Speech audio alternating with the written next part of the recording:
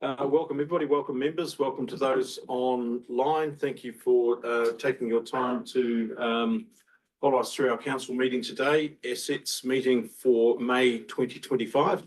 I'd like to ask members to be upstanding and I'll read the council prayer. Thank you. Almighty God, as members of the Rangitikei District Council, we give thanks for all the good things of our district and the advantages we enjoy.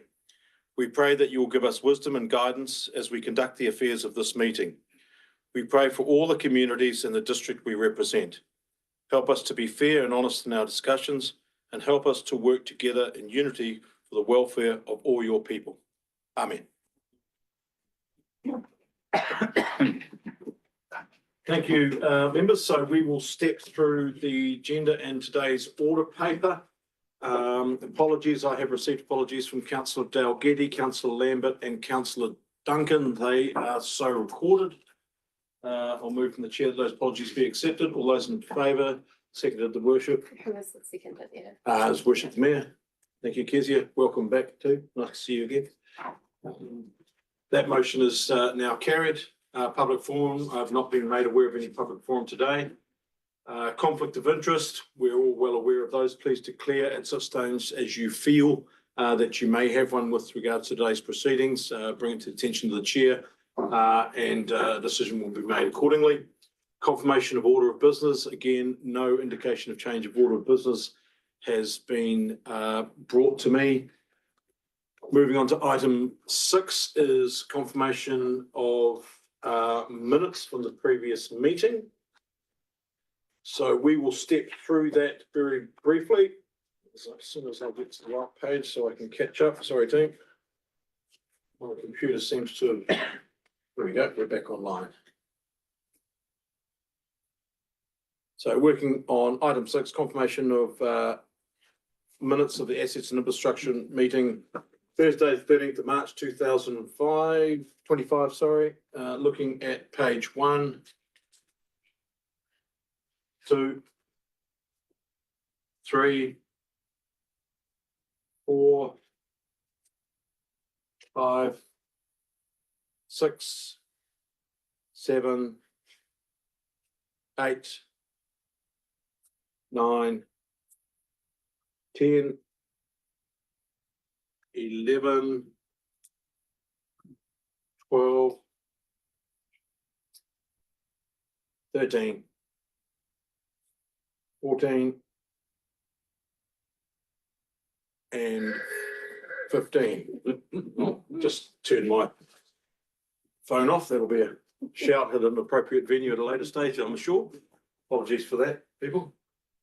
Okay, if there are no changes or amendments to those minutes, could I have somebody confirm that they are a true and correct record? Looking for a mover. Councillor Wong, thank you. Looking for a seconder. Councillor Sharlin, thank you. All those in favour? Against? That motion is duly carried. Item 7 on today's agenda is the follow-up actions list from the Assets and Infrastructure Committee meetings. Pleasing to note that there are a number that have been completed. There is a total of 17 on the page. Rather than stepping through them all, is there any items on the follow-up actions list that members have identified in their pre-reading that they would like to seek further clarification on, particularly regarding the status comments? Your Worship, the Mayor.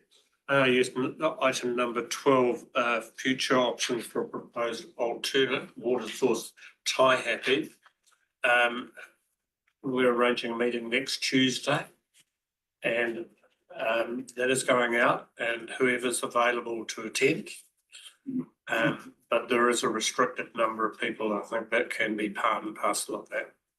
Your Worship, where is that meeting being held? It's arranged by Matt Thomas, Taihape. It's a property that they have some degree of jurisdiction over.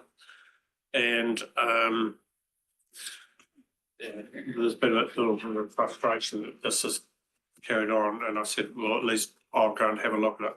Thank you. Just to refresh, and for those online, item 12 that His Worship the Mayor is referring to The line item is future options for a proposed alternate water source for Taihape. That is something that is being considered. And thank you for that update, Your Worship. Are there any other items that members would like to raise with regards to the follow-up actions list? Councillor Loudon, item number, please. Item 5, Item 5. Kadako line pathway. Getting a lot of comment as to when it is starting. They see the peaks, but they don't see any action. That item is covered, councillor, later in today's agenda, but I would, as we do have Mr. Darren Black here, who's our roading manager on behalf of council, is there any comment that you would like to raise at this stage? We've delayed due to what timeframes now. There were some delays last month and the month before, which has pushed us into not a great time for construction. So we're going to kick off in November. So comms going out this week to residents. Okay, thank you for that. Councillor Loudon, is it? Thank you, yes. Suffice? Thank you. Any other items, again, specifically to the follow-up actions list? Looking around the room. I'm not seeing any. Once again, thank you to staff for the work that's been done in that space. It is pleasing to see the number that have got completed listed beside them. So thank you for that. Moving on to item L. So could I move that the follow-up actions list be received? Looking for a mover, councillor Carter. Thank you. Looking for a seconder, His Worship the Mayor. All those in favour? Aye. Against? Motion carried. Thank you. Item number 8, Chair's report. I have not circulated a Chair's report, but all I would like to note very, very briefly is the amount of work that council and staff have been doing around particularly our local water done well work that is in a follow-up meeting this afternoon. Now, whilst that has consumed a significant amount of our time in numerous meetings, Wanganui, Palmerston North, Ruapehu, as well as our own meetings in here, we can't lose sight of the fact that business as usual outside local water does need to continue. And I refer to all the other things that we're involved in the asset space, parks, reserves, community buildings, roadings, some of our building projects and things which are still sitting in the background. So it's a challenging time across the board, but as a committee, there is still a significant amount of work to do, and we need to just treat business as usual as best we can as we follow through other discussions on particularly around that local water done well. So probably the only comment from me would be nothing more than that. And again, thank you for your time in those significant number of meetings that have been held. So if you want to call that a verbal report, I'll move from the chair that be accepted. Looking for a seconder. Councillor Sharlin, thank you. All those in favour? Against? Motion is carried. Moving on to item 9, reports for decisions. Turning now to our Chief Operating Officer, Anno, to just step us through that, which again touches on some of these other items I was just referring to. That work does continue in the background. So thank you, Anno. I'll pass to you. Thank you very much. I think we'll do what we do with every of these updates. We'll just step through them. So the first one on the list there is the Martin to Bulls wastewater project. The things I really want to draw attention to is the 5 options that we are working on at the moment, which is kind of a mixture between 100% of the discharge going to the river and 100% of the discharge going to land, and a mixture of them in between those 2 points. Something else to pay attention to in this space is we would like to delay the decision of which of those 5 options would be your preferred option for the solution, the final solution, until we have a clear view on the new national wastewater standards. In this specific instance, it will have a very material impact on what that final solution could look like. What we need to think about, though, are the timeframes. Because we've got an election coming up, our decision-making opportunities with council are limited. As far as time concerned, I think our last real opportunity for that would be end of August. At the moment, central government is saying that the new standards should be in place by August. And that's where things will become challenging to get a decision across the line before we have an election and potentially a new council that will then have to come up to speed with where we are. So to avoid a long delay, we would like to get that decision done before the elections, but it will be very tight. Quick question for me, how much confidence do you have that some form of decision will be coming out of central government to enable us to meet what you've already indicated as a fairly tight timeline? Well, that's, I don't know. I don't know. The new government are pretty set in their ways and they do push things through. Although this one, I would imagine, would attract a lot of attention, a lot of submission. I think it will be quite challenging. If further for me, if I may, if the project has been delayed for the reasons that you've just given, which I would agree are very valid, does that mean we're no longer continuing to cost this at this point in stage? That the whole project's on hold, or do we have some other costs still churning around in the background here?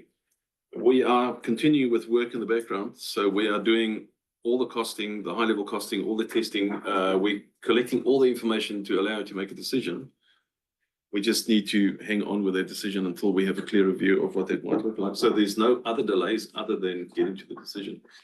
Something else that's worth noting is after our discussion with Horizons on Monday, Horizons indicated that they are aware that it is a space of a lot of uncertainty for councils that's in their position. What they suggested is that we pay attention, that we comply with our existing consents. That would help them a lot. It would help us a lot, and they are aware this is a challenging time for us. That's encouraging. Your Worship, you had a question regarding this matter? Yes, I think as a council, we should just be aware of the timelines in terms of local water done well. So we not only have to have a decision to the government as to who we effectively form relationships with, but we also have a timeline in delivering an operational planning process around how we will deliver. And I just wonder if there is a need to formally flag this with DIA from all councils, not just us, but to make all councils aware that the government aware that all councils are facing exactly this dilemma. And luckily, the minister has suggested that if you form a collective under a regional entity, the timelines around how you deliver could be extended. But the September deadlines are the September deadlines. Thank you, Your Worship. I agree with those comments. And just on that subject, Arno, I note that your report here in today's order paper does reflect everything pretty much that you've just said. Thank you. It does. I think one thing to add after that comment is we have been in contact with Taumata Arowai with regards to this specific one and the tight position we're in. We have another meeting with them in the next week or two. And what we have in mind, it would be good to get Taumata Arowai, Horizons and us talking in case there are some delays or some difficult thing to get across. On Tree Ratna, are we Yes, so Ratana, similarly affected? yeah, similarly affected, and we just kind of waiting to see what's going to happen. We have progressed. We've mentioned before that there could be an alternative solution that could be less costly as far as capex is concerned and opex going into the future. So we've done more work on that. We've done an engineering feasibility to see is it possible to get it done. In other words, this is to connect Ratana to Kaitoke Prison. At the moment, there is a connection between Kaitoke Prison and Wanganui Council. And the idea is that we become a Tradeways customer to Wanganui, and we don't need a consent for Ratana. We can just pump it up to Kaitoke Prison. We've had discussions with Wanganui in principle. They're very happy to accommodate us in that space. We've also had discussions with iwi that own the land, and they are comfortable with us crossing that land to connect. So from an engineering perspective, it is completely feasible to achieve. And then we said, well, let's go one step further and start looking at high level costings and start comparing those. So at the moment, the solution on the table, we have a resolution from council for about $7 million solution. This is coming at quite a lot cheaper than that, at 4.6 million. What we thought of, it could actually add other benefits. We were thinking of Koitiata Beach, that we could potentially consider hooking those up as well and neatening all of that up. I have to say though, when we started these discussions, we had quite a lot of certainty that we would become a CCO, and that really is the space to be in, is to see how we can amalgamate things to generate efficiencies going forwards. The landscape's changed a bit in that space, so we'll keep all of that in mind and keep looking at alternatives and see if there's a cheaper option for us to pursue. Thank you. Just before I take any questions on that, my apologies, councillor Carter, I missed you. You had your hand up regarding the Bulls Martin centralisation project. We'll take that question now. Ensco, are they running out of consent to join our system? And is our system able to cope with their outflow? Ansco actually have their own consent, and that will expire. I can't give you the exact date, but let's say it's within the next 10 years. I think they realize for them to get a new consent by themselves will be challenging, and they are very interested to join us. The big benefit in the position that we're in now, we can design the plant to accommodate whatever we need. So we will design it to accommodate new growth in Bulls, which it will include spatial plan changes into the future, and whichever industry wants to join. So we can accommodate them. So it could be Ensco Manawatu as well as Ensco Ringatiki. Good. So we'll tick all those boxes before we finalise the design. Thank you, councillor Carter, your worship. And just a point of clarification for those online, we're talking about Anscope Bulls, Yes. not Anscope Martin. Yes, yeah, sorry. But in conjunction, they could also tap into it as well if need be. Yep. Thank you for that clarity, your worship. Councillor Wong. Could I just ask a question about the costings? The reduction if the Ratana wastewater is pumped to Kaitoki. Does that mean we can dispose of the land that we have bought for that purpose, and is that included in the your cost saving calculations? Correct, we can dispose of that land, but it's not included at the moment. So that could be additional. Councillor Loudon. Being a trade-based sort of partner to Wanganui, what costs are involved in that for council on an ongoing basis? I cannot tell you the exact number at the moment. It depends on so many things. So it depends on how they. There's a cost. There's a cost, yes, there is, and there's a risk. So originally we thought if we become one CCO, there will be no cost and no additional risk going to the future. But if that is not the case for whatever reason, then there would be a risk that they could up that price if they wanted to, and we would have to pay it.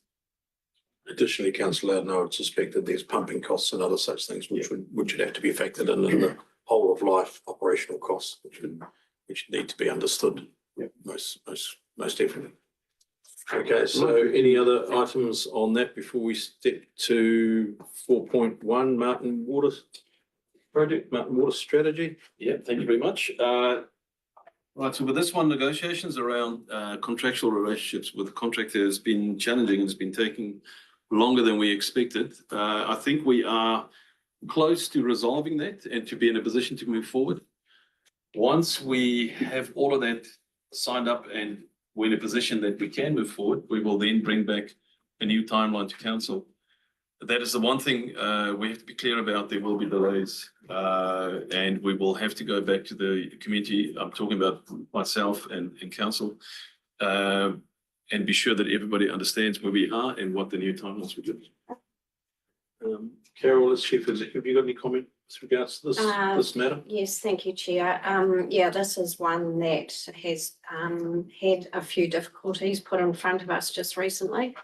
And so we've been working to understand what the differences are from GFS and from council staff. So we've met with GFS this week, which was really good to do, and we've suggested to them that we actually get a peer review of this done, and they've agreed to that. So we want confidence and assurance that everything that is in that contract and warranty is actually scrutinised more, and that gives us a little bit of confidence going forward with this contract.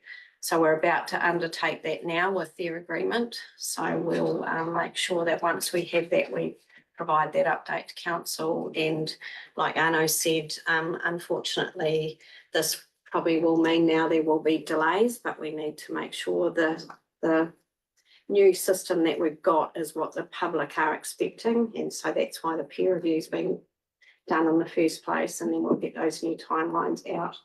Unfortunate, but we need to get it right.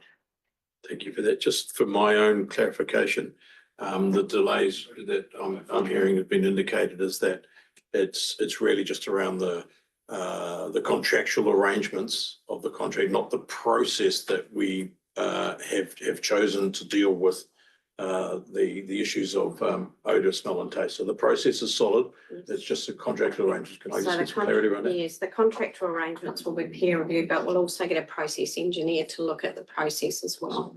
So we want to cover both things off.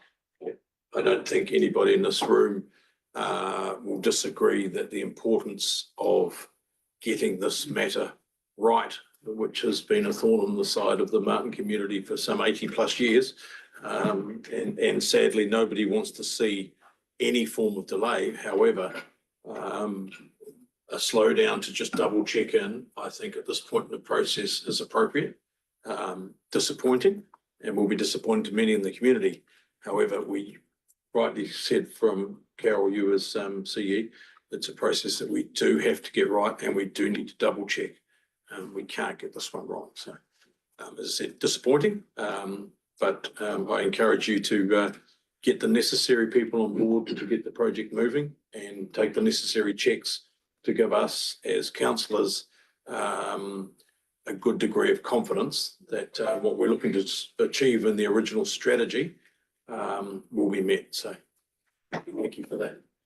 Any questions with regards to that, Councillor Moore? Yeah, the thought comes to my mind, are our other projects that we've got running having any difficulties in them? Because, you know, we have delays and delays. I don't know, do we have to peer review every project we're doing, or is it just isolated to this project? Yeah, no, it's isolated to this one. So this is a unique thing that's occurred, and the others don't have the same issues. I think with this one, it is a new technology in New Zealand, and it's used across the world, and that's where there's been a bit of further questioning, I suppose, in terms of the new technology, because it isn't understood in New Zealand. And so for us to take a peer-reviewed approach to get another opinion on that is just helpful for us at this stage. So I think, yeah, it is isolated to this project as far as I'm aware. Thank you. Thank you for the question. Anything further on that matter before we look at item 5 of this report? Looking around, not seeing any. Thank you. Martin, Community Facilities. Welcome to the table, Ishwa. Yes. So I'm looking to who I'm passing to, but it looks like you, Ishwa. Thank you. We all know it's broken down into the EOC and the Martin offices and the community hub. For the EOC, we've identified the Ruapehu build as a base design footprint. All the design consultants are engaged. We're working on a soil contamination and geotechnical survey, which should be on site sometime in the next 2 or 3 weeks. So the consultants are on board. We're just in the process of getting the timelines from the contractors to be on site. So this report will form the basis for the designs for the EOC and the Martin offices project. We've also had an initial planning report from the planning consultants, so that's sitting with our planning team. So we're also looking at consenting processes for this one. For the Martin offices, we've done a tender process and we've identified Maycroft as a preferred vendor. So we're now working with them to iron out the contract details. So on a very high level, we're trying to fix 15 million as a contract value, and then we're breaking it down into 2 separable portions where we have about 1.4 million as the design fee, and then the rest 13.5 is the construction budget.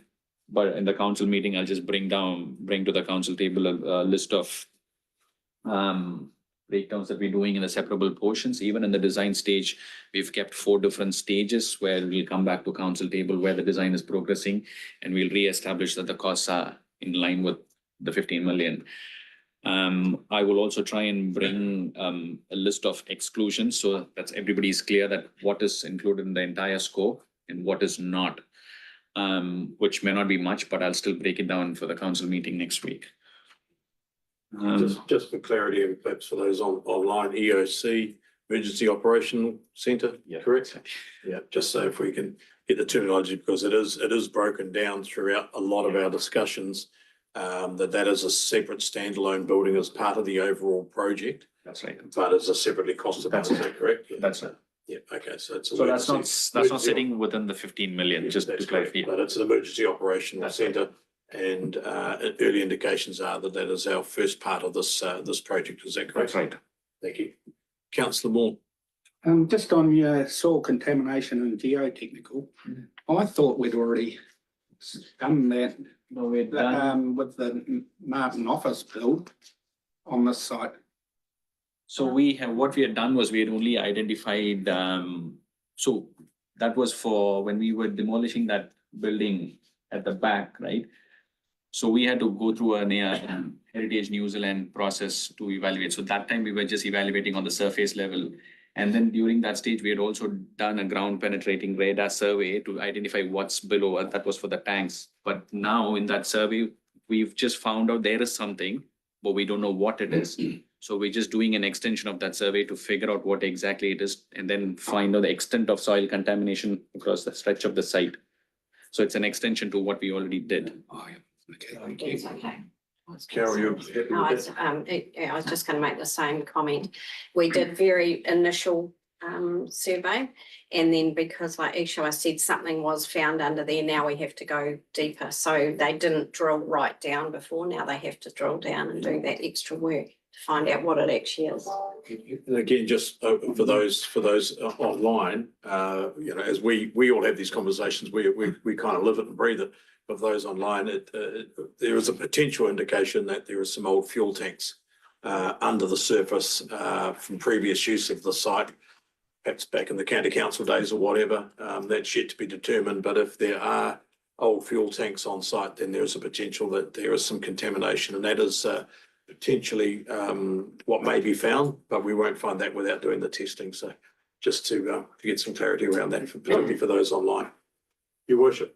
Yes, thank you. If I look on page, for those online, if I'm looking on page 19, 5.3, staff identified a combination of scenarios 1A and 3 to be ideal. And if you go to the appendix, pages 28, 1A, and I think it's 30 or 3, they are very slightly different. Is there an explanation as to how a combination of those two would be? So the 1A was the preferred option in terms of the EOC location. So 1A, the EOC location is from 1A and the rest of the building is from 3A. So basically it's just the point where the governance and the community hub are aligned in one line and there's a clear demarcation for the office. So that's what we're picking from 3A. And I think after I've put together this report, we've managed to do another report compiling this, and we have a final report which I'll bring it to council next week. So that final report will indicate the location of those two aspects. That's right. It will merge 1A and 3 into one final. Thank you. I just wanted clarification in terms of this report. Yeah, thank you for seeking that clarity, because I think what it does, if we're looking through today's order paper, just also again shows the level of work that is going on in the background, the various different scenarios that we're trying to consider. And all those scenarios at the forefront of our mind is what is the costing impact of this? How do we sit within our budgets? But at the same time, how does it all flow and all work? So these are all conversations that are being had across the board, again, in numerous meetings that Mayor Andy, myself, Ishra, Carol and Arno has had as a subcommittee, along with Richard Lambert, Councillor Lambert, that have been held over the last few months. So I think it does capsulate it quite well. So thank you for that. Anything further on this matter, Ishwar, from you, or questions from the floor, specifically relating to this project?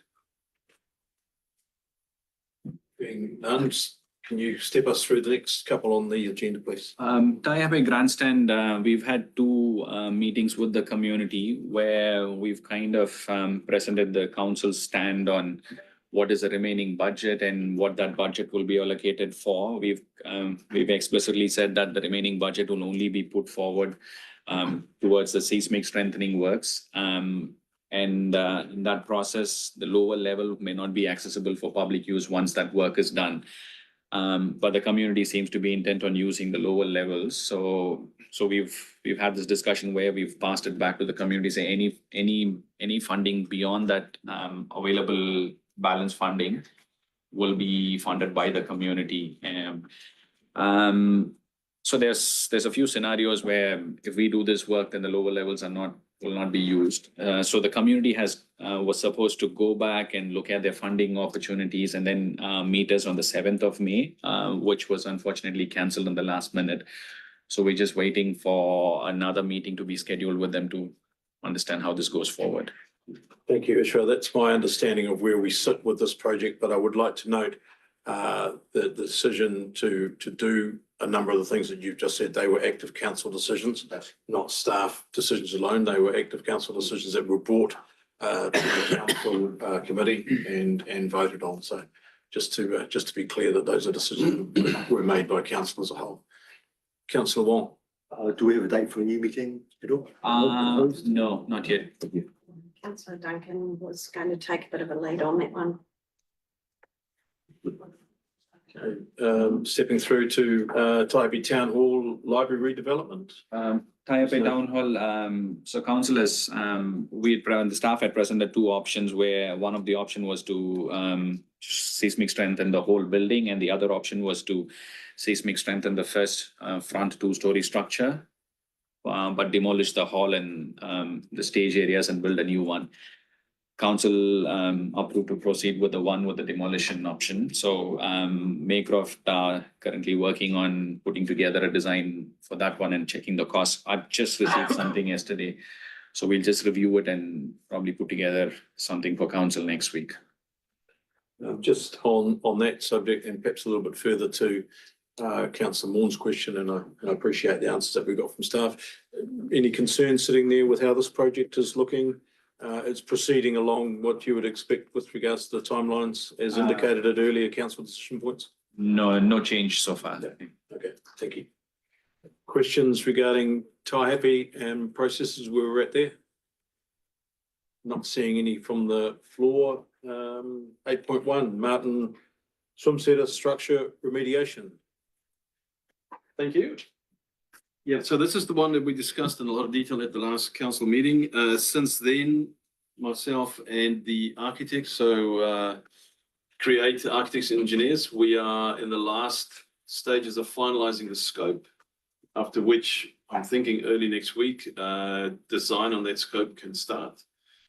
So I've had a look at those timelines and we are within the timelines that we proposed.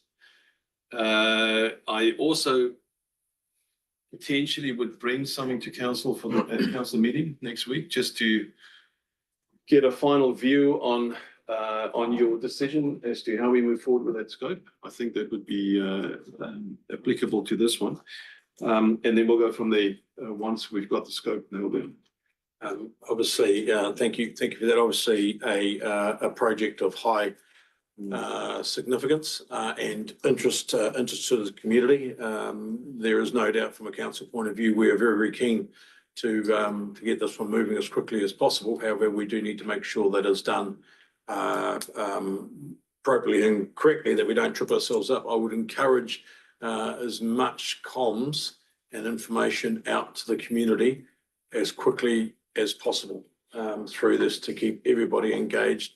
It is actually an exciting opportunity, I believe, for the community, and I really do think that our approach to staging this and our approach to saying in future we can enhance it further than what we've agreed to do is really, really good. And I think it's a positive space to be in. So I would encourage as much comms and communication out with regards to this, please, if we could.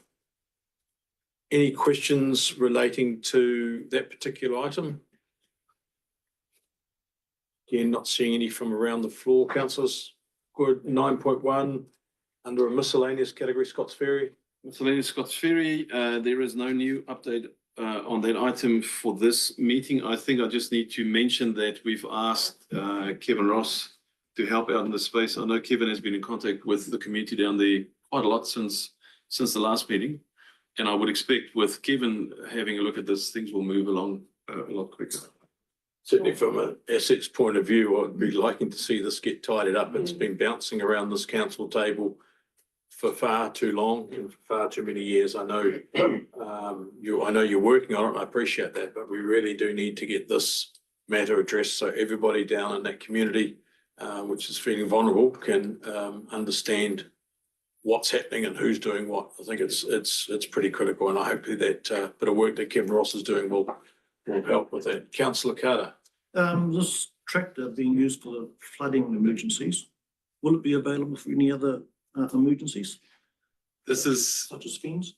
through you, Mr. Chair, this is where things get very tricky from a legal perspective as to who can use it, what can it be used for, who's liable for what. This is where it becomes very tricky. So there's been requests to use that tractor for all kinds of things, and it's the more requests, the more complex it becomes. I would agree with that assessment that there is potentially some huge risks sitting to council. Yeah. As a what would ultimately be a council-owned asset. So let's hope that the memorandum of understanding that is being worked on can clarify some of those issues so that everybody again is aware of where everyone sits and stands in that space. Looking forward to getting some resolution. Councillor Charlene. Just following up on councillor Carter's thing, if everybody's going to use the tractor down there, it brings in a whole lot of health and safety issues in too, so it's a That's exactly it. minefield. I think Kevin and staff are very much aware of that at the same time as trying to address the issue. As we step through, more things present themselves and create more questions, which delays the process and takes a longer time to try and get some sort of resolution. So there's a huge amount of work being done, but I appreciate, particularly for our two Bulls councillors, that it's right in your patch, and you probably hear it foremost at your neck of the woods. But it is not lost on myself as chair of the assets, but also our staff to try and get some sort of resolution around this matter, which I said has been bouncing around for some time. So moving on to item 10, newly introduced to us, but not unknown to many. Studdings Lake Community Building. Step us through that, please. Thank you, Mr. Chair. Yeah, we thought we would put this in under miscellaneous to get some guidance, and then obviously we'll pass the decision on to council next week. What this is really about is the community building at the Duddings Lake complex has been sponsored to council, and what the managing company want to do is to formalize that and vest it to us, so the building becomes ours as part of our building stock. So it's really just to neaten it up. Questions on that one? I think there'll be a few. Your worship, start with you. Yeah, just a little warning to staff. I sympathise with the position, the way the paper is written. It has effectively moved into a deliberative position.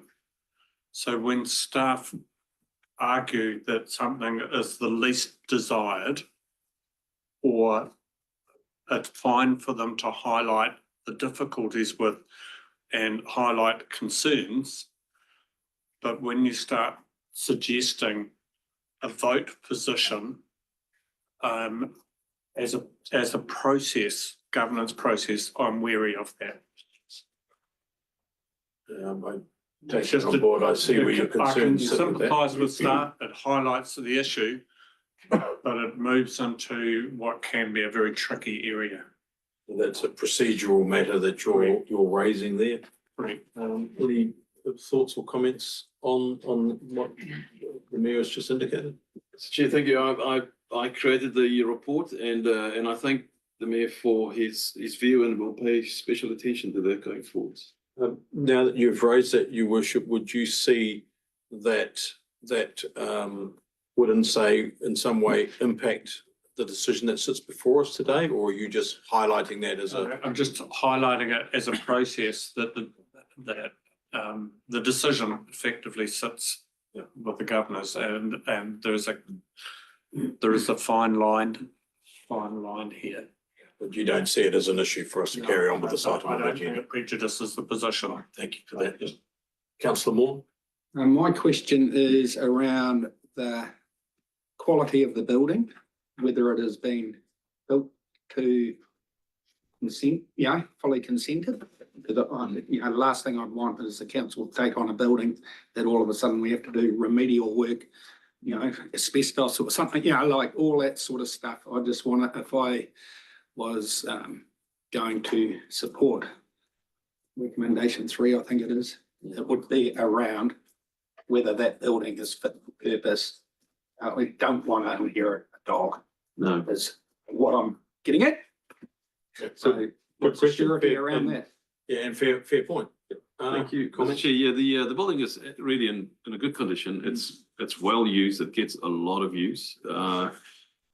And potentially it's in a better condition than most of our other old halls and other stock that we own. So for us, from an asset management perspective, it doesn't stand out in any way. Yep, some good question. Brian, all makes all those Timber frame buildings.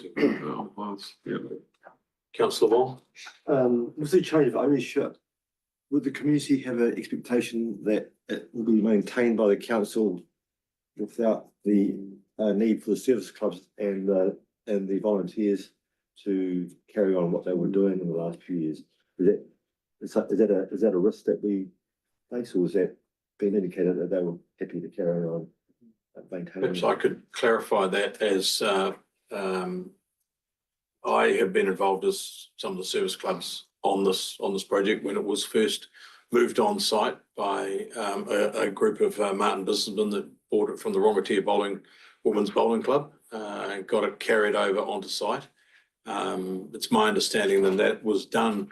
It was a consented project via council and put on site in what would meet normal terms and conditions.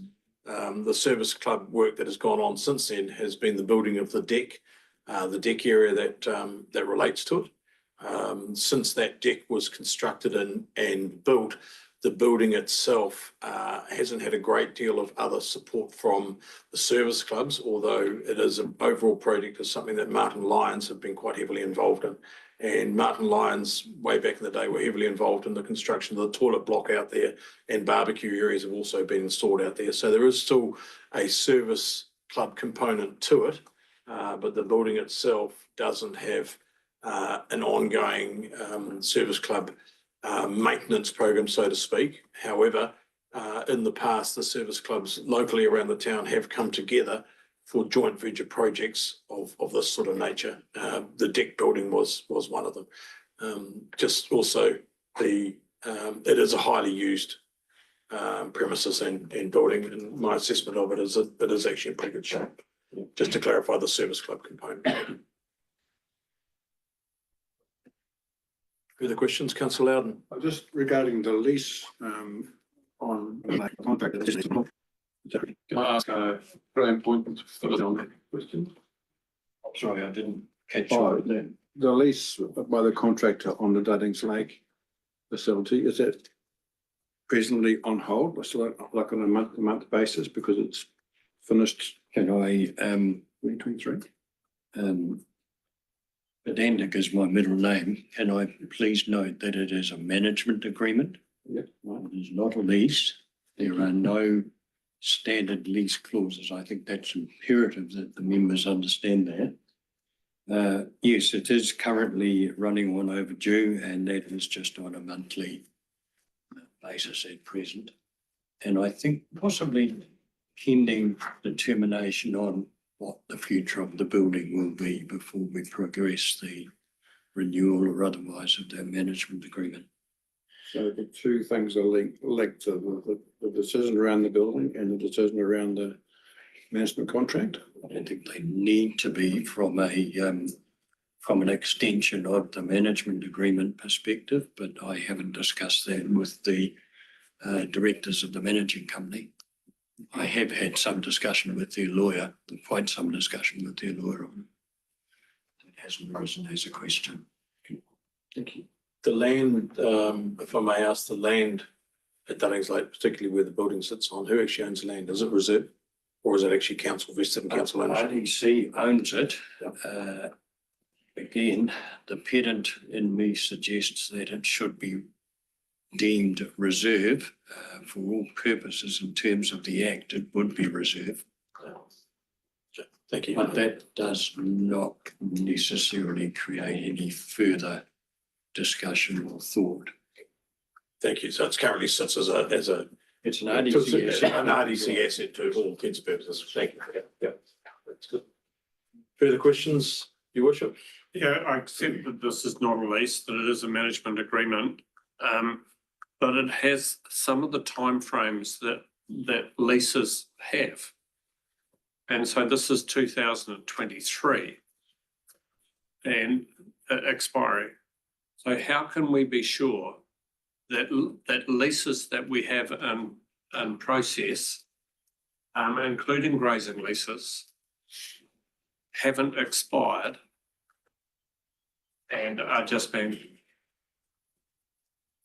I hear what you're saying, but to me, I think that would something that we would need to take up as an action.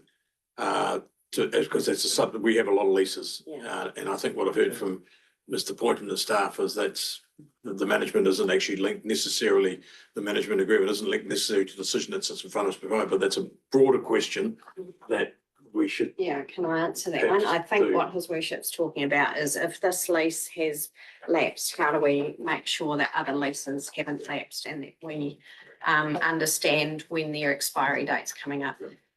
This is something that we had identified as an issue and it's been handled by IS to put in a system and a process around leases.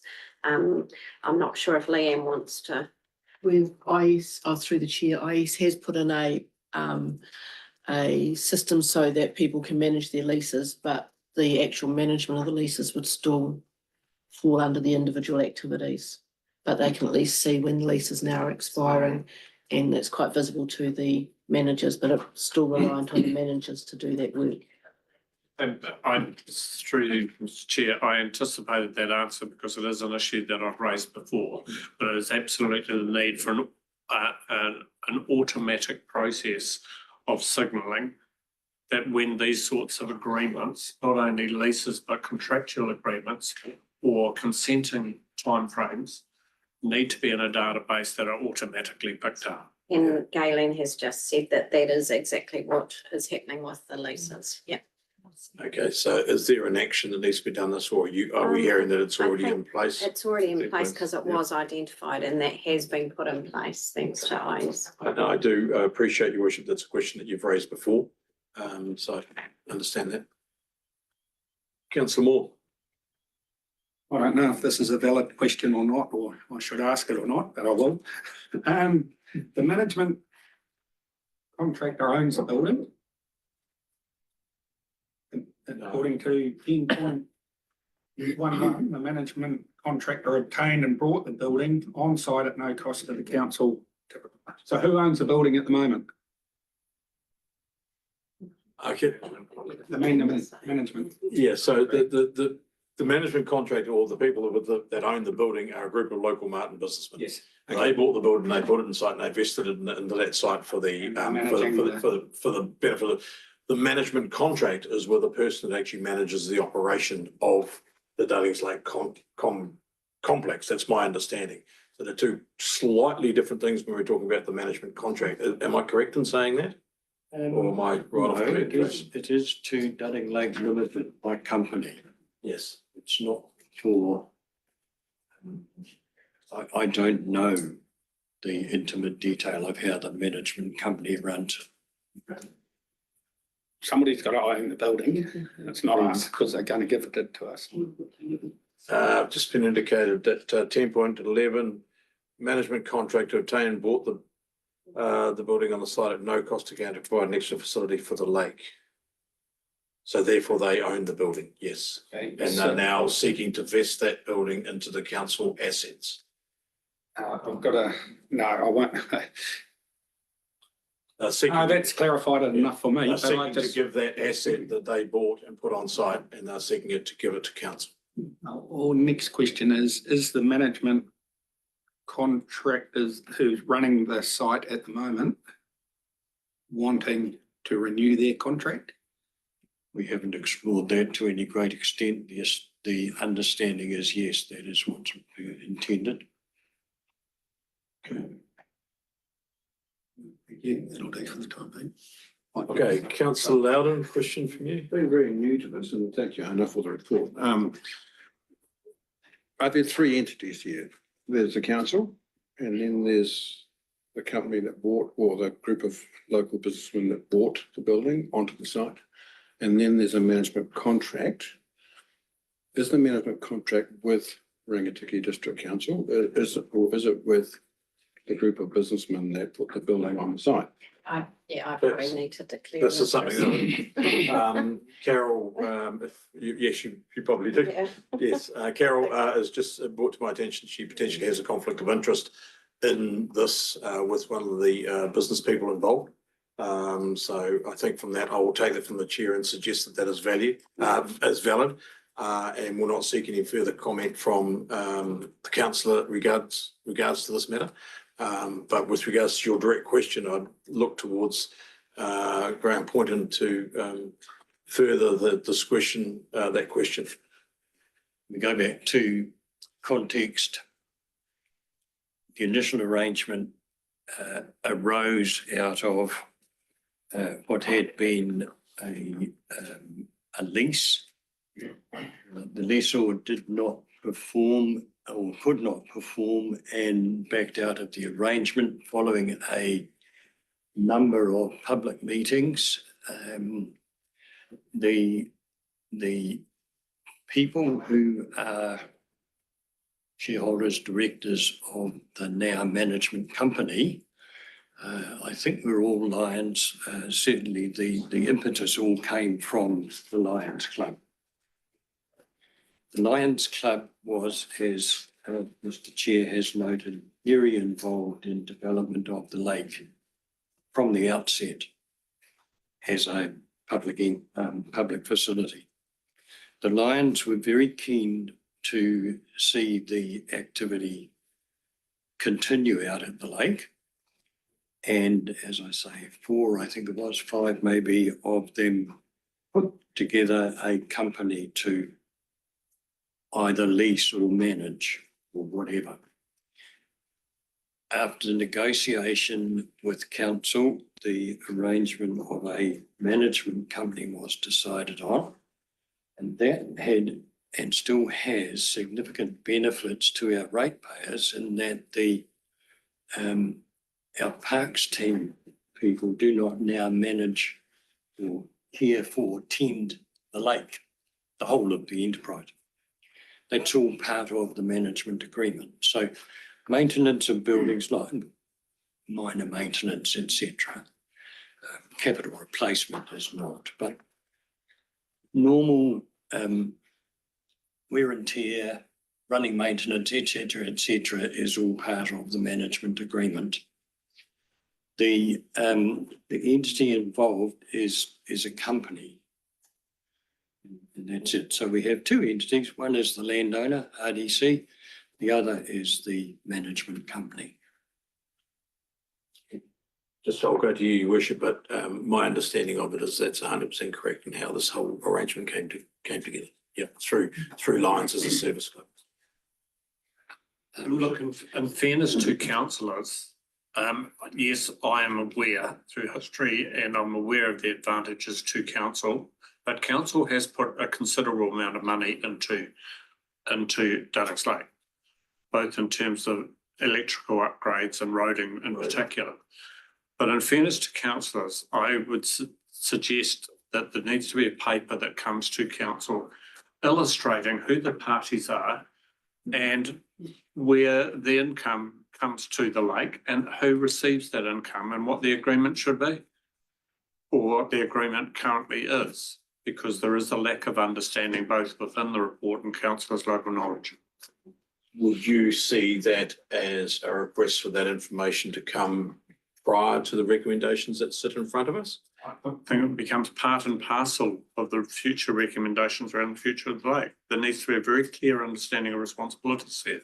Yeah, just to be, are you suggesting that the recommendation 2 that we have in front of us would not be able to be considered by this council prior to seeing the report and information you've just, or are you suggesting that we could still deal with recommendation 2 and request that the full update to councillors regarding the management of Duddings Lake be brought to a council meeting at a later stage? Look, I think this has sat there since 2023. That my preference would be that this report decision be tabled until such time as the information is in front of you. Looking around the room, what is the feeling of other councillors around that before I would rule from the chair on that one? Councillor Moore. Yeah, I would like more information. I've got a bit of a seed in the back of my mind that I need further information on. Which, I don't want to look at give horse in the mouth, but just worried about some catches. Councillor Loudon, from you? I certainly agree with Mayor Watson. I'd like to know the background to this and the relationships between each of the parties, because there seems to be 3 parties and I just don't quite understand. All right, on the basis of that, that gives me significant direction from chair that we'll just leave this matter lie on the table till some more further information comes to us. Is the committee happy with that? Yes, I'd just like it known that in raising this, there's no criticism at all of any of the parties. No, absolutely not. I agree. They have all acted in good faith. Yes. And it is a valuable community asset. 100% agree. But there needs to be very clear understanding of responsibilities here. 100% agree with you, Your Worship. The parties are all known to me, as I know they are known to you. But I think the fact that there is some lack of understanding around this community asset and to how it's structured does mean it's valid enough for councillors to understand a little bit more about how it came to be. And I think that is that's very valid. So on the grounds of that, I'll move from the chair of this matter remain on the table to a subsequent, perhaps subsequent workshop meeting to be followed up by a decision via the next council meeting could be the way to facilitate this. We have a assets workshop coming up where we could raise this matter, I believe, so that it doesn't stagnate and can take it then forward as a decision to full council. Yep. Would that be appropriate? Yes, there will be. Okay, all those in favour of that? Do you have a second? As worship mayor was certainly seconding, I believe. All those in favour? Okay, so the motion is carried. Thank you for that, gentlemen. Thank you for the good discussion around that. Can we get some words for we're Kezia? just gonna pause. Mr. Chair, if I can just quickly say, I keep seeing and thinking I should say that welcome back to Kezia. I'm so glad she's back in the room. I'm like, yeah.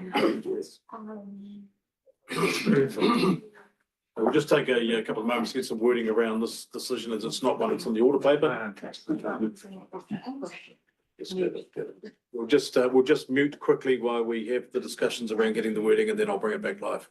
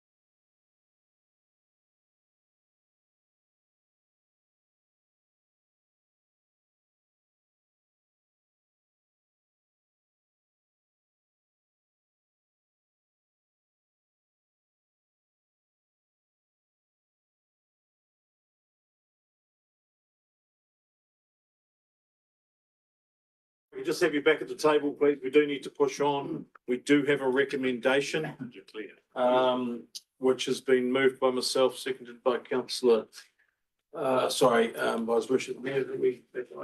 Yeah. Okay, so the first recommendation we have in front of us is that the report, Martin Projects updates be received. I'll move from the chair. Seconded councillor Maughan, thank you.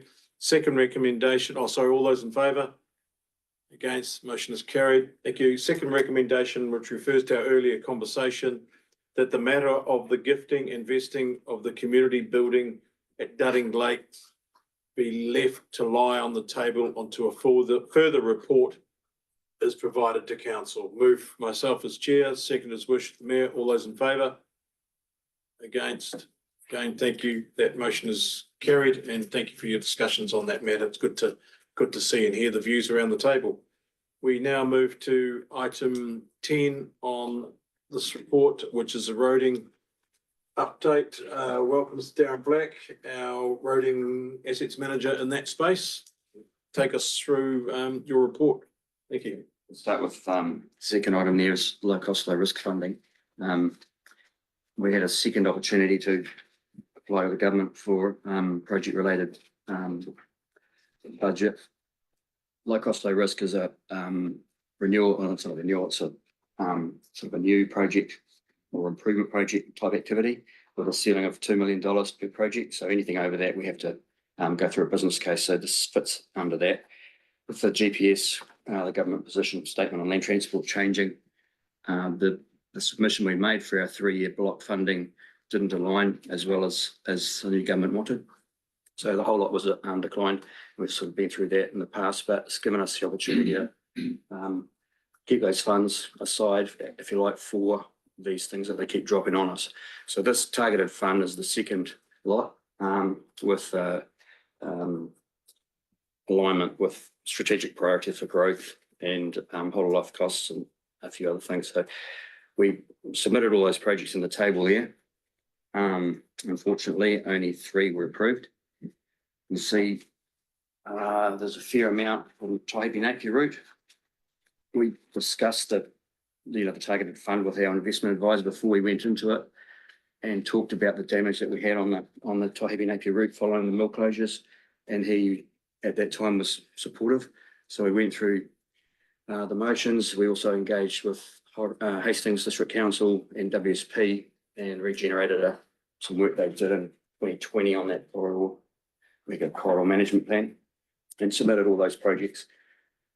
Unfortunately, they didn't get approved. So we've had to have a rethink about how we'll attack those under our existing budgets, which is going to be a bit of a problem, but that's the only way we can go forward with those. So yeah, we'll see the round approval for 790 out of that 6.9 million. The projects that we have got, Wairuhi Road, there's a large slip there that's mobile. It's moving across the carriageway. We're down to 1 lane at the moment. So we've got plans in place over the next 2 years to get that cracking. There are some issues with a dump site there, so we don't want to contribute to the road damage by our construction. The other one, Muramutu Road, is a state highway type bypass with a couple of areas that need rock repairs around River Creek erosion. And Mokai Road, we've completed that one with a retreat. So that's all done. Any questions on any of that? We'll move on to the next one. I've got a couple, but we'll move to Special Demand. 2 or 3 from me. First of all, in terms of the first road, Wairuhi Road, that's the road out to Rangawai, isn't it? Yep. And that's the huge section that comes down the side of the hill. We have cut the toe off that slip before. Do you think that that's going to stabilise it? We had a Drainage? we had a WSP engineer with us on a visit about 3 or 4 months ago, and he suggested that we carry on with that. I think now that we've got an approved activity on that job, if it does develop, we have got the initial approval to say that, hey, there's a problem here. The second road is the road out past Fee and Richards, isn't it? Yeah. The the third road from Mokai, is that the section that we had sealed around the bluff, or is it? It's past that, it's on the unsealed section. It's quite narrow. You go across the Yeah. bridge and before you wind down that gut. That's not all the sealed section, okay. Get all that. The not approved one, Kaimata Road. We've been out there 2 or 3 times. Has it started moving already this winter? Not yet, not that I'm aware of. But it's going to, isn't it? Yeah, that comes up in the next, in the report. Yeah, I've got a bit more information around that. So you need to think about how we're going to attack that. There is further in the report. It is a pity with the Gentle Annie ones, because we were encouraged by NZTA to put applications in for this, almost in partnership once we removed the trucking off the road to rail. And I think that is something that I go back and have a discussion with Regional Director, Mr. Chair, because there was a deal struck here. And NZTA were in the room and they said, we're encouraging you to have a conversation with us. So I doubt whether it will win, but I will take up that at a higher level. Which does lead me to, thank you, Wish, it lead me to my question. If we put the applications in, based on the fact that there was a need and then someone's been to the site and understood what the issue is. So that's why we put the application in. The fact that they've come back and said not approved doesn't diminish the fact that there was a need in the first place. But does not approved mean not in this round, or does no mean no? Or do we just keep going back and rattling the change? That's what I'm trying to understand. So first and second, third, that means not in this round, and yes, we keep it in chain. Thank you. Do any of these ones that they've said no to carry what would you could call undue or significant safety risk here? Or are they all in that? But I'm just trying to think if there's something there that's really jumping out at you and going, they've said no to this one, perhaps they don't understand and perhaps we have a risk. We should know. And is that the case? Yeah, there's one there, the traction seal on Gentle Annie. That's falling to bits. So we've done a repair up there, which wasn't successful. We're looking at a deep lift option, which is an asphalt type product. Okay, so how do we go back to them and say, hey, you may have misread the room on this one?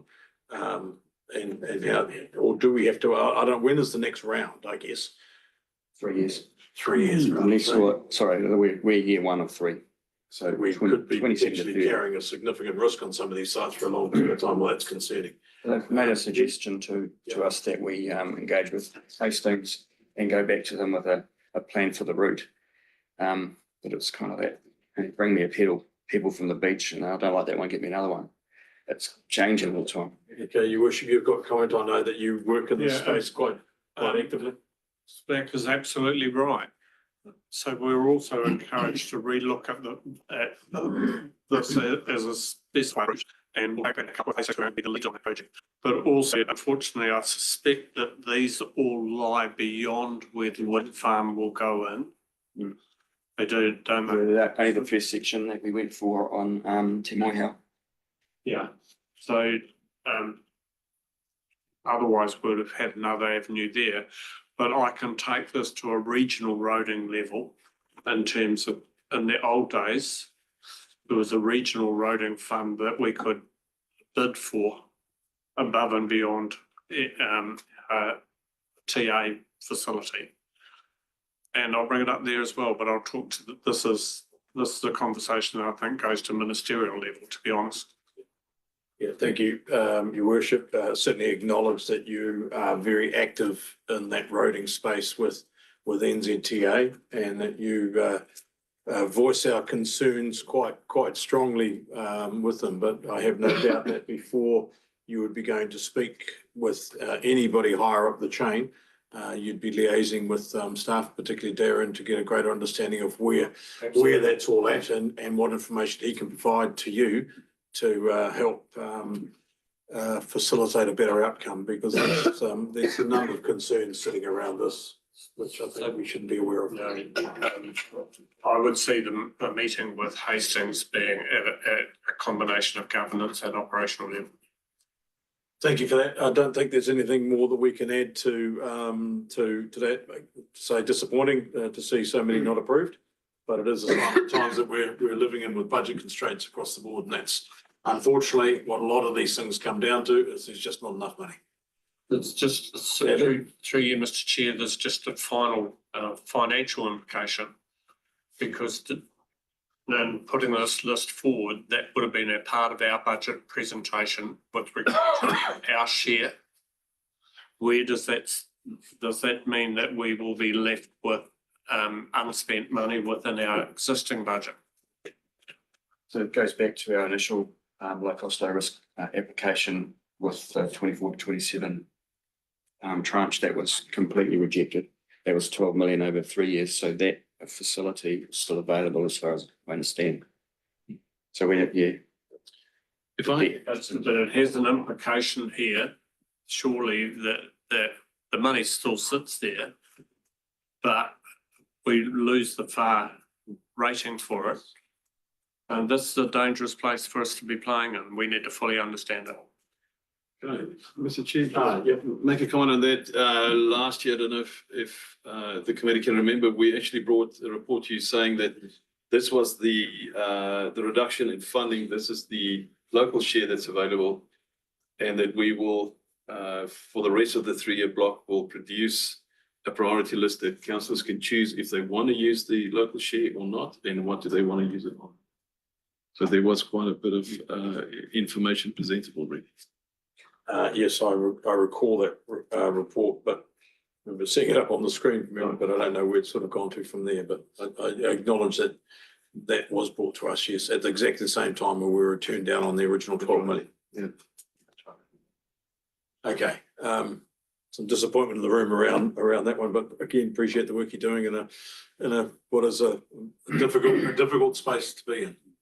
So looking at 2.4, that's one that has been of significant concern to a resident in that area, and I know His Worship the Mayor has been working quite a bit in that space. An update on that, please, Darren. so that was included in that funding request. May have been a long shot, but it was around productivity and the benefits of being able to get to the end of your road. So they declined it. Just a bit of background there. I think everyone's probably aware, but there was a forestry operation there above the road. Historically, there was a dam above the road as well.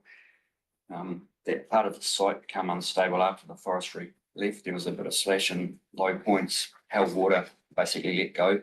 So took a section of the road out. And see that access to about 2 kilometres past that, which is access to farm infrastructure, large farm there, and also a small holding at the end of the road. So we've had WSP out there a couple of times initially, and in December last year, just to go over, what the last one was around, what our options are. So we've got a couple of options there to remediate. The chosen option really is to reprofile the land, put a big rock drain down through the gut, and then culvert under the road, and some herringbone type structure drains that'll feed into it. That's our preferred option. So this space really is to your attention. That's where we'd like to head. There was talk that's been to the council meeting a couple of times, so really some direction there, or maybe a bit of discussion on what your thoughts are about. That's the best. I think on that one, we do have a recommendation at the end of this report regards that. I note that you've still got another couple of matters to step through. Could I suggest that we save any questions on this particular item until we get to the recommendation at the end, to enable us to step through the other matters on this report? Your Worship, looking your... There are just a couple of very high level questions I think would be worth asking at this stage. Okay. But your if it's particularly relevant, but yep, carry on. So this report is written independently to any investigation in terms of horizons around the state that the site was left in terms of forestry disposal. That was an area up for discussion in itself. Has there been any further discussion around that? We were in discussion with them earlier on, Philip was speaking to them, but that lost traction. So no party is accepting any liability. And so your advice to us is that we do not pursue that? I didn't think the appetite was there when talking to Philip, when he was engaged with them. So I don't know if they wanted to take it any further. And the second part of this is, this has been turned down for low cost, low risk, but the maintenance aspects will still be met under FAR rate. Yeah. So I spoke to our investment advisor about our options, and I wanted to try and maybe resurrect some emergency works funding, but that's that boat sailed. So really our only option now is under our existing budgets. Maintenance budgets. Yeah, but it is still FAR rate funded. Yeah, and your worship, given the fact that there's a recommendation at the end, the issue that you first raised in the first question may still be able to be facilitated down the line, even subject to a decision being made. We could still, again, using my words, rattle that chain if we felt that way inclined, and it wouldn't impede us from doing that if we were to make this decision, I don't think, for the later recommendation. But let's park that one to have that discussion when we get to the recommendation. I'll work with your further thoughts while you think about that. I may be wrong in my assessment of that, but let's move on to that. 2.5 school signage funding. This is another low cost, low risk activity. In the last 3-year block, funding was made available to upgrade signage around schools. So we had reduced speed limits around school opening and closing times. They didn't make that funding available initially for the 24-27 block. I think they realised that actually we need to do this, so we made it open again. So we've applied for the remaining schools. We did 10 under the last tranche of funding, and we've got another 11 to do, just listed there, and we're still waiting for that decision. Because the speed limit rule change in 2024 mandated that these school signage needs to be updated by 2026. I don't see there's an issue with them approving it, and I don't see them going into line by line analysis of our application. So I'm pretty confident we'll get this funding. Thank you for that. I've got a couple of questions, and I must say, particularly on behalf of Councillor Duncan, who's unable to be here, it's a space that she's been working in quite heavily, particularly in Taurua School, which is in Taihape, or the north of Taihape. Given the fact that the status of this report says that these items are all pending, and our previous discussions came back with approved and not approved, I've just heard you say you don't think that I'll be going through it line by line. I accept that. However, if there was some, particularly the electronic VSS signage, if they were to say yes to some and not to others, and I'm referring to the school one in particular, do we have the opportunity to say, well, you've said yes to that one, but we think this one's more important? Because my understanding of the various different reports, and particularly from Councillor Duncan, is that the Taurua School one represents quite some concern in that area by the topography of the land, the road access. It's a bendy, bit of a blind corner up there. Have we got any scope, I guess, to move the money around within that? Well, they're reasonably specific pricing. So I've looked at each school. Most of them are static, which is just signs without the electronic input. Taurua School's a bit different because they use all their bus stops about 100 metres away from the school. They're walking up the road, so it's different to other schools where they might have off-road parking for buses and cars.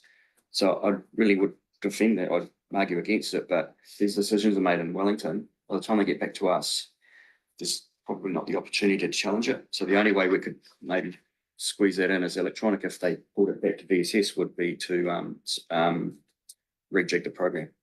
Yeah. I'll park that, but was just again looking to follow up with Councillor Duncan's concerns on that one. But thank you for that answer. Items relating to that, anything further as we step into Bruce Street in Huntable? Number 3, good report there, and thank you for bringing it to us. I note that we have had some correspondence direct to us as councillors around some of the concerns being raised up there. There was a concern raised with you, Councillor Morn. Have you got comment on this item? Yeah, good email that came out the other day, which I forwarded on to some people up in the community. The next question they keep asking is, how much is this costing? So that it's not costing anything for the remedial work. No. If it went to plan, well, it's not going to cost us anymore. So 116,000 was the repairs that we've made. So there are a number of dig outs to repair the pavement, which was deformed, and then the surface. So our plan is to get the strength back in the pavement and then do a reseal next year, chip seal reseal, which is not a popular decision when you've had AC through a town centre. But with the traffic and the activity through there, we want to be sure that the pavement is handling it before we go back to AC asphalt. That's the smooth stuff. The remedial works covered by the contractor. Just to give you an example of the cost of putting it back as asphalt, asphalt reseal through that site from Parakaratu Street to the highway is about $520,000 by 40, against a chip seal reseal at 60,000. So that's the decision we've made there. Is that far funded? Is that, do we get a fund? It is, yeah. So that's the council share, the 116? No, it's total cost.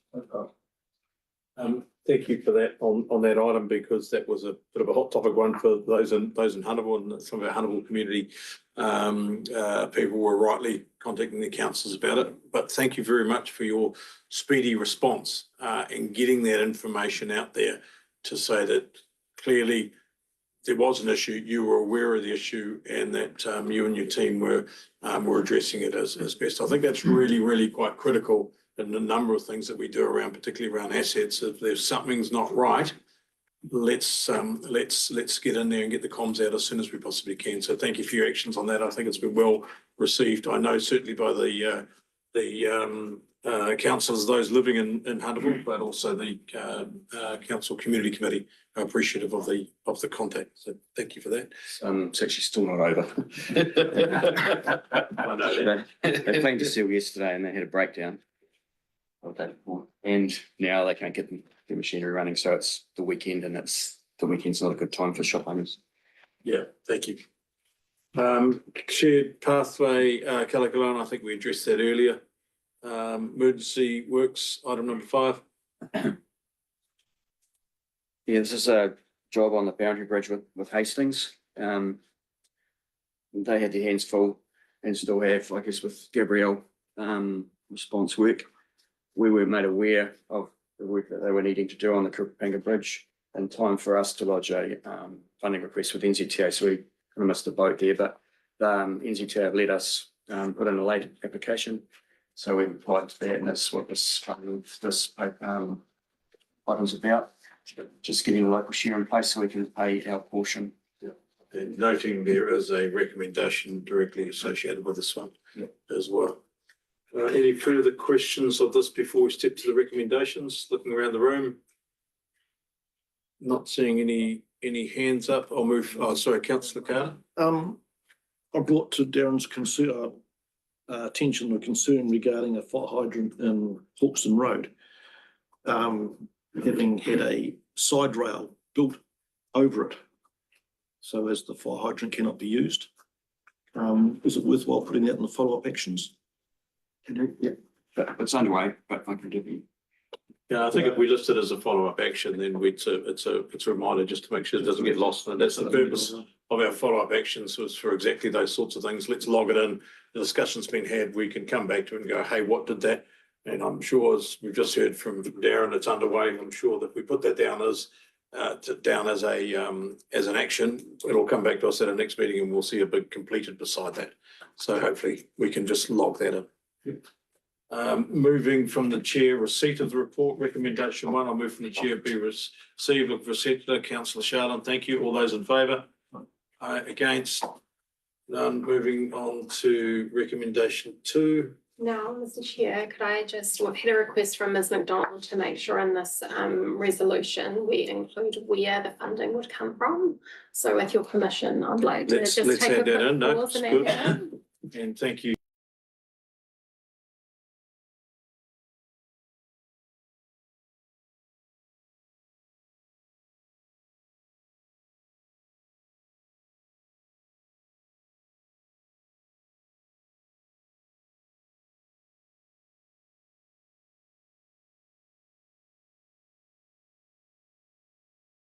So those that are online looking at the order papers which have been circulated, the additional wording is that the slip on Kamatea Road to be funded from the general purpose capital works reserve. So a question from Darren with regard to this. It wasn't the flood damage reserve. No, that's for your seven, that's for the other one. You had two. Yeah. The other one's not got that level of funding in it, if you recall. So we've got our two reserves that we've talked about today. The flood damage one is 309,000, that's all it's got. And this reserve has got 2.4 million. Okay, thank you for that, and thank you for seeking that clarification, Darren. That's good. Is everybody happy with the additional wording that has been presented into the recommendation? Councillor Wong. Could the funding not be or directed at that funding of the unspent money from the lack of approval for the that I don't think it's Unsubsidised? Mm. The unsubsidised funding, I'll hand that back to Mr. Black. I can't answer that. We've got an avenue to fund it through our maintenance operations program. Mm. Can't increase that program. So, no. Yeah. Okay, so better know from that. We've got a couple of questions regarding, should we not be actually getting this recommendation on the table before we discuss all of these as general questions around the subject? Oh, can I just say we were stopped from asking questions earlier in the report. Yeah. To leave it till here, so. Yeah, so that's why I'd like to get the recommendation on the table. Is anybody seeking to move the recommendation as it is worded? No. Well, I'd like to move the recommendation so that we can then take questions 2 and be speaking to the recommendations. Was that approves? That council approves, yep. Recommendation 2. And then I'd like to speak to the recommendation, because I believe all the questions are going to come out of the recommendation. I'm seeking a seconder for that. Councillor Wong seeking a second. Thank you. All those in favour? I have a question. Yeah. Oh, sorry, no, okay, now, sorry, well, I was about to go and try and move that. That would have been premature of me. Slow down, Dave. Okay, now that we have a recommendation on, I will seek those speaking to or asking questions of, your worship. So of this $350,000, is that the total cost? Is that our share of? It's the total. So $250,000 split with a 40% contingency. So should the recommendation illustrate that? The local share. Yeah. I think it's wise to, because it will be read that that is what the ratepayer is paying for this. So what's our So share? that's our share is 34%. So is that far rated? For that little bit of road? Yeah. Sorry. Yeah, all our roads attract a far rate. It's just our local share that we've applied for some additional funding to, which we were unsuccessful with. 119,000. Okay. 50 Okay, is our share. that's our share. So through you, Chair, do you want to do that as an amendment? You've got a mover and a seconder. Funded from the general purpose reserve. Yeah, we'll do that as an amendment, yep. So will you change that 350? Yeah. Can we just call that our local share instead of going down to the cents, the dollars and the cents? I'm just thinking if it's slightly different for whatever reason, we'd have to come back and rectify it.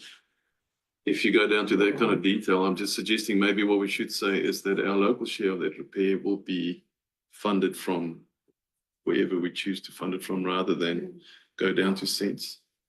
Yeah, because you've indicated you've got a 40% contingency sitting in there somewhere, so that could change the numbers if you put a number of them. And if you go down to that detail, you'll be back to get another resolution. How's it different from 350? What I would suggest is don't mention, so the 350 is what we think the overall charge will be. Yeah. And our local share of that will be covered by this. By 34%. Okay, Could I just, provide some suggested words to you, for your amendment would be directly at the end stating, noting that council's local share is 34% of this yeah, cost. good, yeah. Yeah, general capital works, making the council's local share is 34%. Yeah. Okay. So that is comes the amended motion. Is there any further discussion on that before I seek to amend Want to ask some couple more questions? around this amendment or around the overall project? Okay, so I will therefore, A mover and a mover and a second for that amendment. yeah, that's what I'm looking for now. On Do the we have a move? application, at the end, you've got 34% of the total cost. You haven't got total cost at the start. Repair at a cost of, it should be total cost. I don't know that you can actually say that because that's an estimated repair. So I think that's 34% of the total cost on completion of the job is accurate. The 350,000 is an estimated cost with a 40% contingency in it. So I don't think we can say that the total cost would be 350,000 would be I think the 34% of the total cost, whatever that total cost end up being, is still going to be where our local share is, because that's under our FAR rate. Still incorrect. Thank you. So we now seek to have a mover and seconder for the amended. Your worship, the mayor moving, I move. seconding councillor Carter. All those in favour of the amended motion? Against, that motion is carried. Amended motion now becomes the substantive motion. We will now go back to questions relating to it. Councillor Moore. How many people live past the slip? There's two properties serviced from Pastor Slip, one resident. That's a large farm. They have all their infrastructure past there. And then a small building at the end. Second Supplement, question. Option 4 was stop the road before the slip. Would that absolve us from having to do anything with that? We need to investigate it to see how that works. But yeah, that's the general outcome. As we sit right now, we have a failure on a road that belongs to and administered by the Rangitaka District Council. So that's the situation where we sit in at the moment. Councillor Loud. Darren, from memory, in the photographs of that area, you had the main slip here, but there was another area which had the same characteristics further back up the road that was a possibility to also go. That's from my memory. This is going to resolve the main slip. Yeah, yes, I think if it was in the photo, it would have been the same slip area. Yes, the photos went of a larger area than 60 metres. I think it was covered. So you had the sloppy bit, and then there was a kind of deformation in the road. Is that It was just from memory. Let's need to clarify that. It's solved the problem. Thank you, councillor. But that does bring to mind, of course, the fact that we we did workshop this quite heavily in a council workshop when it first came to light. So, and that's a valid point. I'm trying to picture those pictures as well. We're just trying to get to a point where we can enable our staff to actually move on and take some action. Yeah, good point. Your worship. Question. So this involves reprofiling and drainage. Not far above this site, there's a drop in the face by probably 2 or 3 metres minimum. What do you think the likelihood is that will continue to drop and that we will be back down this path with this later this winter? I guess there's risk there, but this is a recommendation from WSP. They've had a geologist up there, a geotech engineer up there. No, that's what they've suggested. So he was all over that site as well. answering the question very well, but Can I just, taking advice from Geotex. yeah, Arno, you stepping on this one? Yes, please, if I may, Mr. Chair, I do think we've got to remember that none of us are geotech engineers. We are not registered as that. And I think it becomes an unfair question on a staff member to make a decision on. I think if that's information that we need, we'll take that on board and go and collect that information from suitably qualified people and bring it back. If that helps the conversation. Yeah, I think it's a question that's been asked to, what is the risk of further works being done? I guess is probably worthwhile having a little bit of an answer to that. But I can think of so many slips around our area where we've done work and continue to do work up the Turkana Valley, and we still continue to do them now and been doing them. I guess every job in some of these more remote areas, of which we have many kilometres of, carry a degree of risk of future failure. But Worship the Mayor is asking for some information on this one specifically, so if it can be obtained, I think it's worthwhile perhaps forwarding that onto His Worship directly, or would you rather see it as an action? No, you know, when we come to speak to this motion, I'm prepared to support it. But I would also like to foreshadow that if this happens, that we cannot continue as a council to continue to fund this. Okay, that would be a secondary one. So on the grounds of that, I'm going to speak against the motion. well, we haven't got the motion up yet because we haven't asked for it. Okay, we've got to move in a second. So what we will do now is I will ask for speakers for and against the motion as per our normal. Councillor Moore, you've indicated that you would like to speak against. Your option is now. The mover gets to speak first if he wants to. Mover. Oh, me, isn't it? I'll reserve my right of reply on that one. Councillor Moore. I'm speaking against the motion because I'm worried that this is going to be a continual cost of money for one or two people that live up that road. I know it's unfortunate for them, but you know, this could be, it's $125,000 per person. There is some indication that, you know, that this could continue. And I think the better option would be to stop the road prior to the slip and maybe tidy it up so it's accessible, not spend all this sort of money on a low volume road. You mentioned, no, can't go into debate, but other roads like Turkana Valley have a lot of people living up there that need to be open. Yeah, I don't think this one is an important road that in the future that we may have to divest our interest in it. So I'll speak against the motion. Thank you. Further speakers to the motion for or against? Councillor Shalom. I would agree with Councillor Moore that I think we're creating a precedent by doing something like this, so we have to be very careful. Further speakers, Your Worship.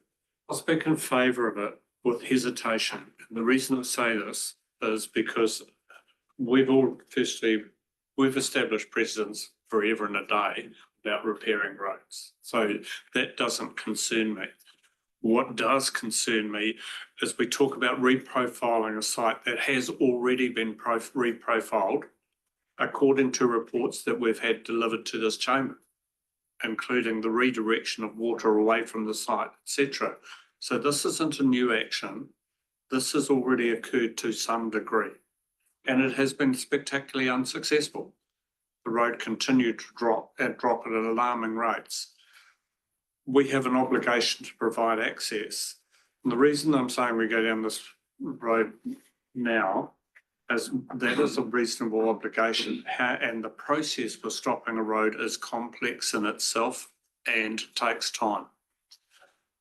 But if this drops substantially again, then I think that we're in a different ballgame here. The rates take from this area of land will never make up the amount of money that we're spending and continuing to spend on this road. And somewhere there has to be a conversation, and I have raised this as a national level conversation in Wellington.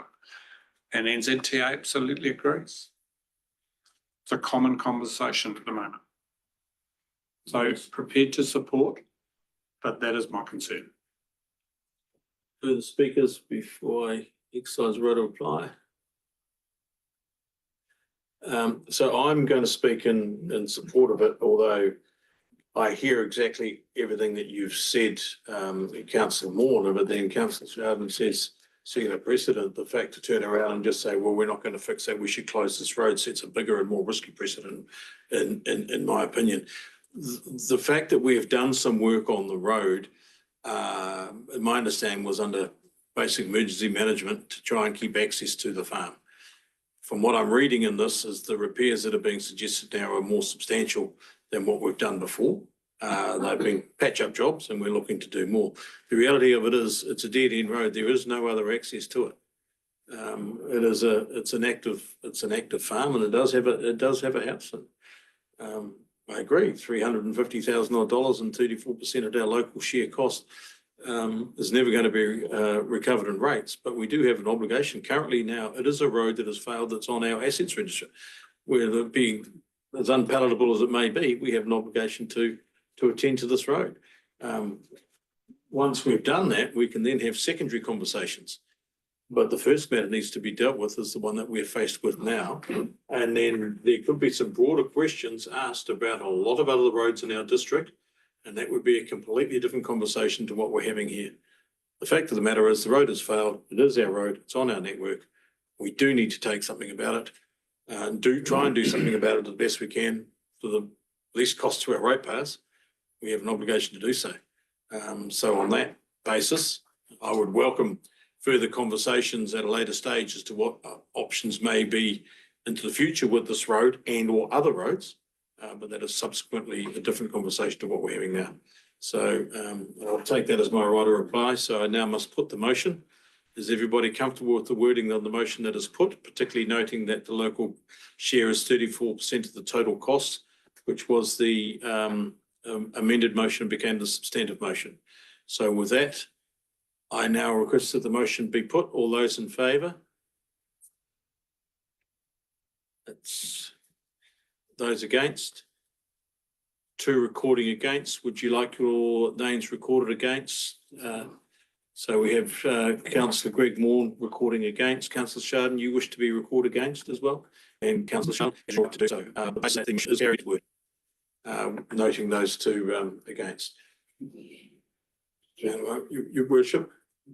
With regard to this item, this isn't a foreshadowed motion, but I think it is absolutely part and parcel of understanding this. We had a meeting with Horizons the other day, and one of the issues that I raised in terms of the SLUI program that most of these farms are now part of should be amended, that there is a border above our infrastructure roading, that corridor should be planted in natives, not pines. And that was something that Horizons were accepting of in principle, because we will continue to see this road and other roads impacted by the harvest of pines. Yeah, and I was at that meeting and I agree with that comment. But again, that is something that we need to take out as an action subject to the matter that we've just moved as further actions, because it does highlight and identify bigger issues around our district as a whole that we need to take a broader approach to. But Councillor Moore, you've got a question? No, I would like to either make a motion about staff investigating the stoppage of this road once the repairs are done.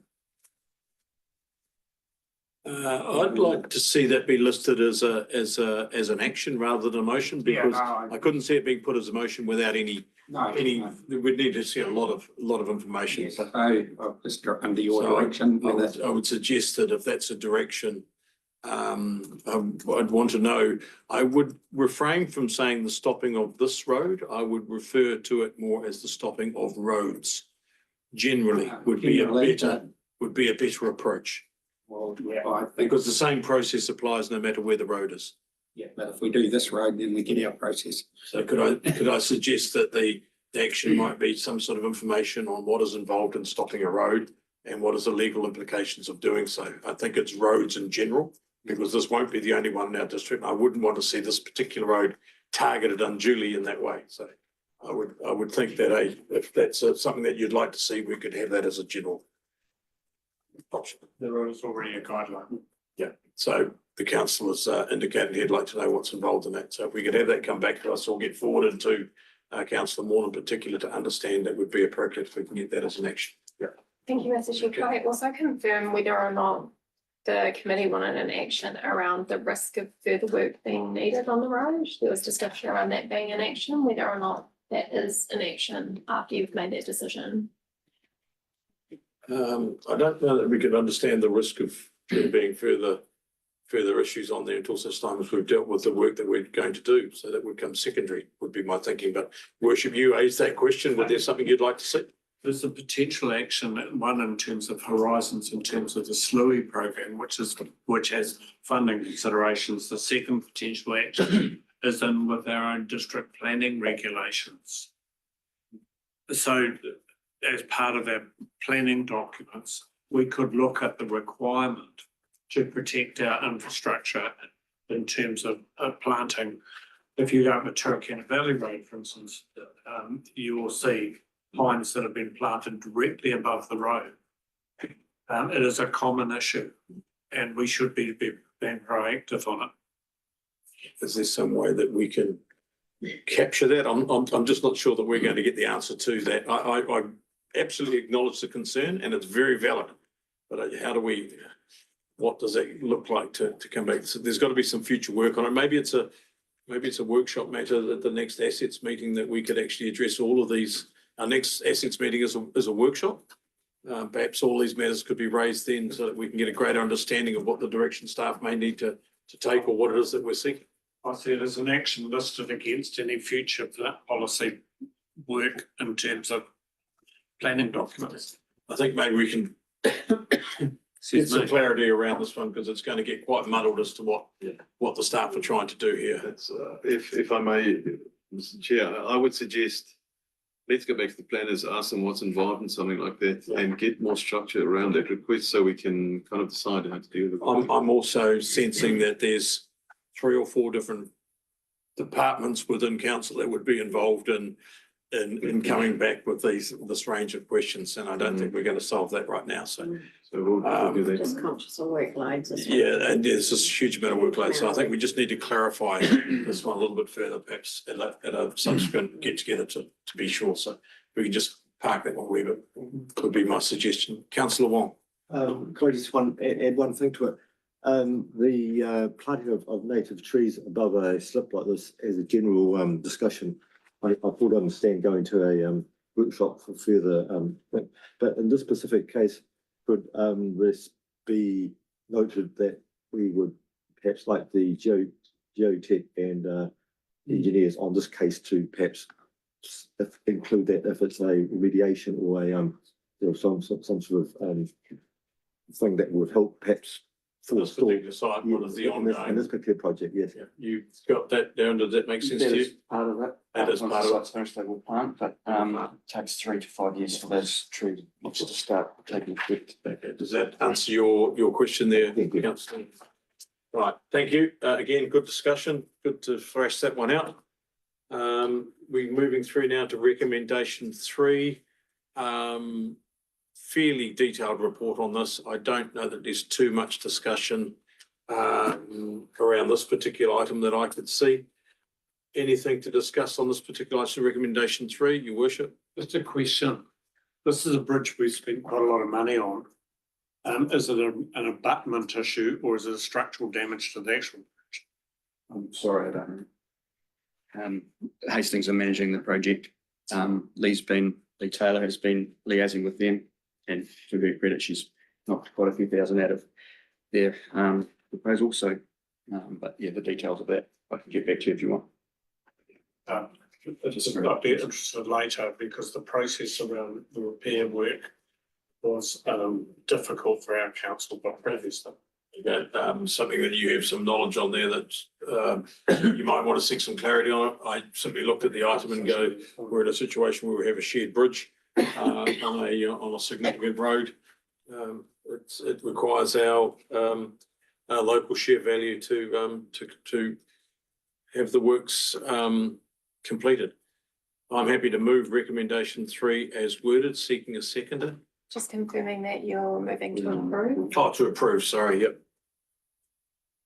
Looking for a seconder, councillor Loudon, thank you. Discussion on? Being none, all those in favour?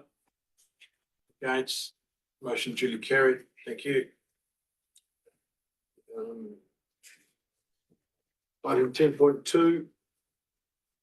Consent compliance report, April 25. Arno, looking to you. Thank you, Mr. Chair. Yeah, I'll just step the committee through this one quickly.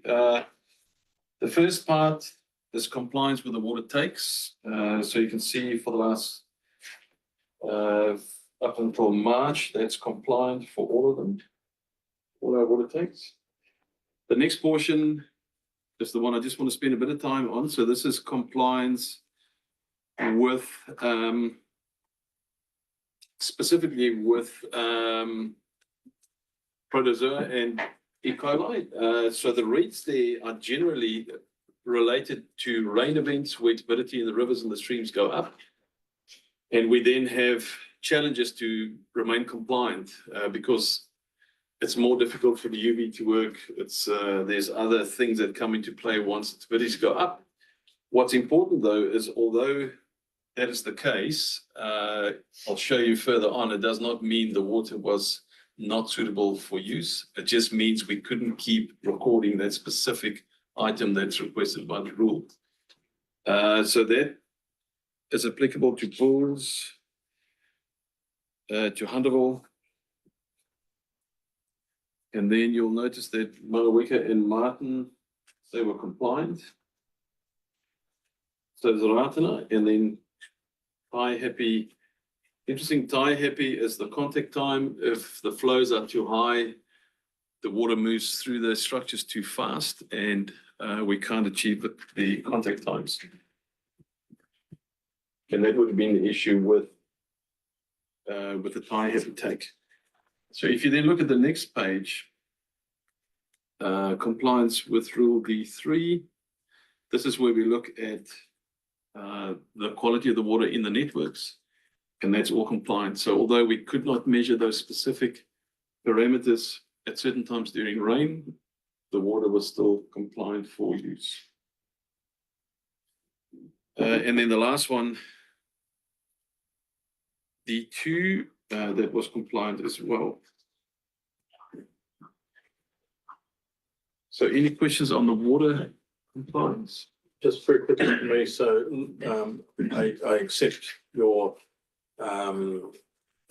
explanation around the non-compliance, and it's continued my time on council. It's been created difficulties for very similar reasons. Have we had any notifications to or from Horizons or any outside agents regarding any of these non-compliance and our reporting? Yes, there's a very, very strict structure around non-compliance of drinking water with Te Mate Arawai, so we comply with all of that. Yeah. So nobody has, we've got nothing pending, sitting there, issues relating, no. So they're completely aware of all of this and there's nothing. Yes, okay, thank you for that. No further questions from around the table on this section of today's meeting, and input to compliance report. I'm not seeing any. That leads us to the completion of the open part of today's meeting. We do have, I'll move from the chair that the report be received. Thank you, seconded councillor Carter. All those in favour? Against, motion is carried. That completes, as I was saying there, that completes the open section of today's meeting. We do have a matter to discuss in public excluded. The details of the reasons for moving excluded have been listed in today's order paper. I'm happy to accept those as being a valid reason. I'll move from the chair that moved public excluded, seconded councillor Carter. All those in favour? Against, that motion is carried. Thank you for those that are on time. Thank you for your continued interest in our programs. Thank you.